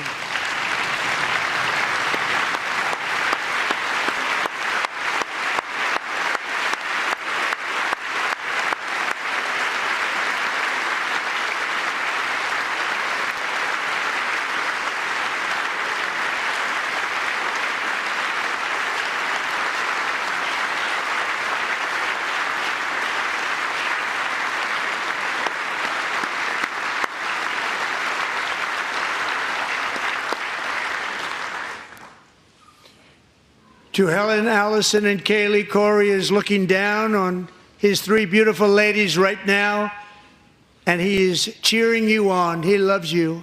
He is cheering you on. Corey was taken from us much too soon, but his destiny was to leave us all with a shining example of the selfless devotion of a true American patriot. It was love like Corey's that built our country, and it's love like Corey's that is going to make our country more majestic than ever before. I believe that my life was saved that day in Butler for a very good reason. I was saved by God to make America great again. I believe that.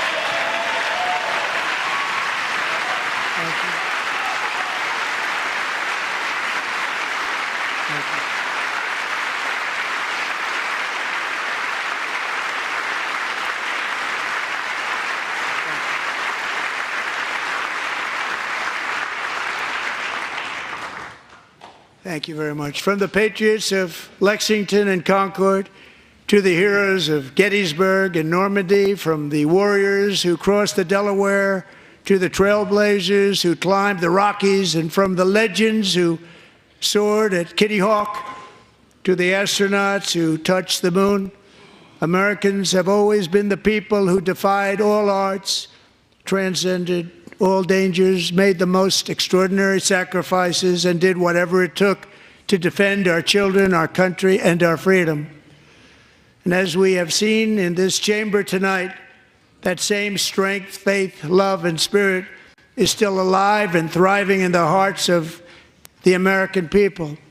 Despite the best efforts of those who would try to censor us, silence us, break us, destroy us, Americans are today a proud, free, sovereign, and independent nation that will always be free, and we will fight for it till death. We will never let anything happen to our beloved country, because we are a country of doers, dreamers, fighters, and survivors. Our ancestors crossed a vast ocean, strode into the unknown wilderness, and carved their fortunes from the rock and soil of a perilous and very dangerous frontier. They chased our destiny across a boundless continent.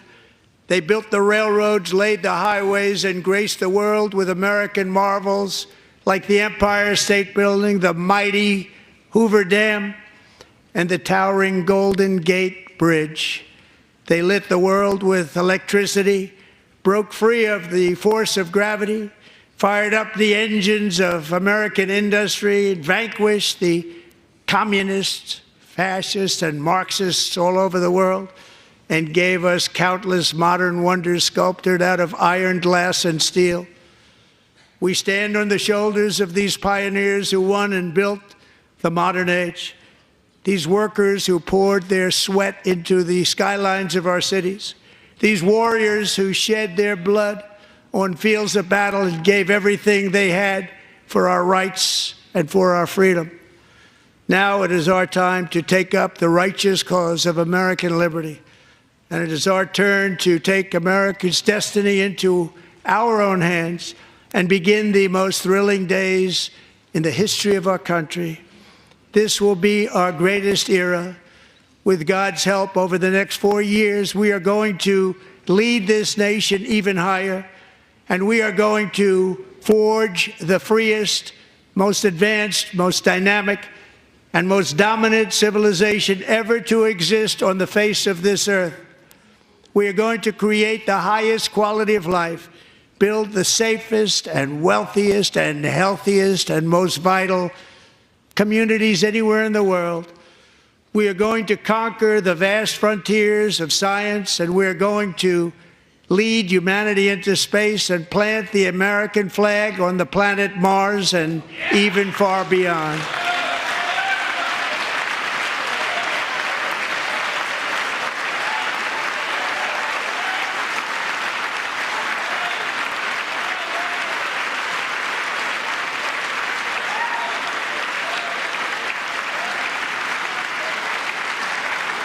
And through it all, we are going to rediscover the unstoppable power of the American spirit.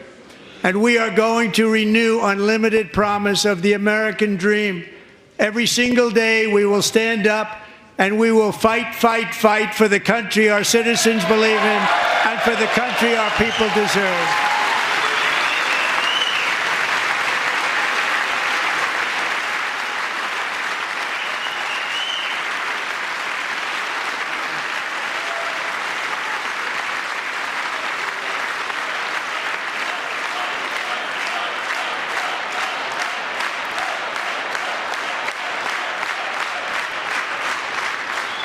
My fellow Americans, get ready for an incredible future, because the golden age of America has only just begun. It will be like nothing that has ever been seen before. Thank you, God bless you, and God bless America.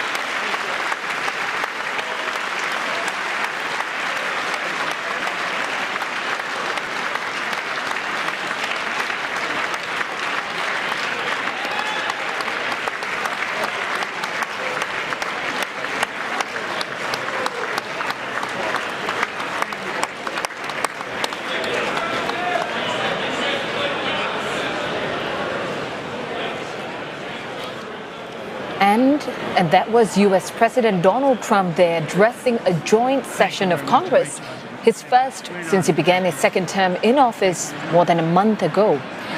Well, in a wide-ranging speech themed the renewal of the American dream, Mr. Trump said it's been a swift and unrelenting first 6 weeks in office to usher what he said at his inauguration would be the golden age of America.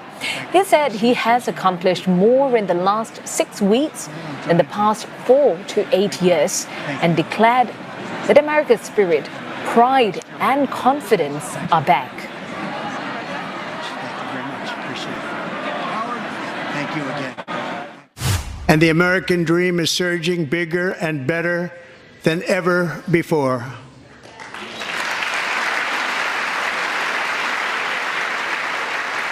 The American dream is unstoppable, and our country is on the verge of a comeback, the likes of which the world has never witnessed and perhaps will never witness again.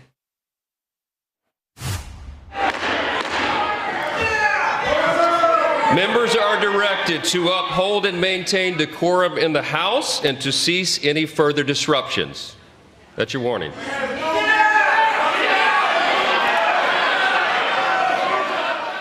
It was a dramatic start to the session. It was interrupted by protests, which led Speaker of the House, Mike Johnson, to call for the removal of a lawmaker. Now, President Trump continued by speaking extensively about his crackdown on illegal immigration and fighting crime. Well, he also highlighted efforts to reduce energy cost, saying he'll take action this week to dramatically expand the production of critical minerals and rare earths in the U.S. Mr. Trump also spoke about what he deemed unfair trade practices by others, justifying tariffs that's already triggered a trade war with China, Canada, and Mexico. April 2nd, reciprocal tariffs kick in. And whatever they tariff us, other countries, we will tariff them. That's reciprocal, back and forth. Whatever they tax us, we will tax them. If they do non-monetary tariffs to keep us out of their market, then we will do non-monetary barriers to keep them out of our market. There's a lot of that, too. They don't even allow us in their market. We will take in trillions and trillions of dollars and create jobs like we have never seen before. Well, Mr. Trump touched on bolstering the country's defenses, including building what he called a golden missile dome over in America. Well, he said the U.S. was reclaiming the Panama Canal, again alleging it had fallen under Chinese control. And Mr. Trump also spoke about the war in Ukraine, reiterating his call to end it quickly. He again took aim at Europe for failing to play a bigger role to help Kyiv. President Trump revealed he's received a letter from Ukrainian leader Volodymyr Zelensky days after both engaged in a blowout in the Oval Office. The letter reads, Ukraine is ready to come to the negotiating table as soon as possible to bring lasting peace closer. Nobody wants peace more than the Ukrainians, he said. My team and I stand ready to work under President Trump's strong leadership. Well, let's go to Nick Harper, who's standing by and watching developments in Washington, D.C. Well, Nick, President Trump speaking to a clearly divided Congress there, Republicans standing and applauding, the Democrats booing and jeering and really, holding up protest signs as well. One Democratic representative hauled out of the chamber. Mr. Trump says that there's nothing he can do or say to win over Democrats. What does this say about what we saw about politics in America? Well, I think in a word, divided. I mean, we saw that very clearly, a visual representation with half the room, the Republican half, standing up, cheering almost every single line of Donald Trump's speech. The Democrats remaining in their seats, poker-faced throughout. And I think Donald Trump played on that division. At times it felt like a campaign speech. The number of times that he referenced his predecessor, Joe Biden, really as being the root of all the problems in America. I mean, it's not normal for this type of address to a joint session of Congress to speak so much about the past. It's more often forward-looking about things that he's hoping to achieve. And yes, we saw that protest. Democrats, throughout the course of that incredibly long speech, left in droves. Some of them held up signs. One said simply false. Another one said Musk steals. Another one said save Medicaid. And then we saw that protest very early on in the speech from Al Green, a 78-year-old Democrat from Texas. He stood up and was saying you don't have a mandate while waving his cane in the air. The House Speaker, Mike Johnson, told him to sit down, to be quiet. He didn't. He was then escorted out. He said afterwards to reporters that it was worth it to let people to know that there are some people who are going to stand up to the president. But it's not clear if he'll face any formal punishment. But it was certainly a moment very early on in the speech showing that Democrat resistance, that pushing back against the president and some of the claims that he was making. President Trump called out India, China and South Korea on tariffs. And he promised his one-for-one reciprocal tariffs would take effect on April 2nd. But he admits that the levies will cause a little disturbance, but it won't be much. How are we expecting, Nick, these tariffs to go over with U.S. partners and Americans who are already upset about the high cost of living? Yeah, well, for Americans, I mean, it's an incredibly hard sell for the president. Remember, he campaigned, really, as his main campaign promise, to bring down the cost of living, to reduce inflation. And yet, at the same time, here we are seeing him restart that trade war with other countries. And the worry is that that will bring up the cost of living for many Americans. So there is that concern.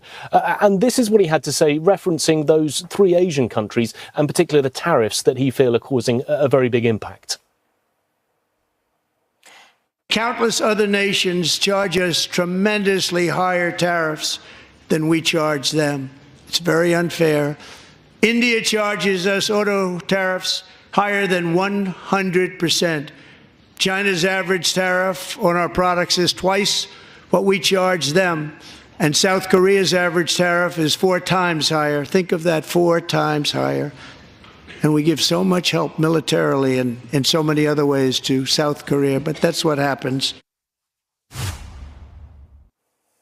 I mean, I think it has to be said, he spent more time speaking about tariffs and tariffing other countries than he did giving specific details on how he would reduce the cost of living at the moment. And he reiterated that pledge to bring in reciprocal tariffs on April the 2nd. That will be against a whole host of countries and come in a way that tries to replicate the tariffs that they have in place against the United States.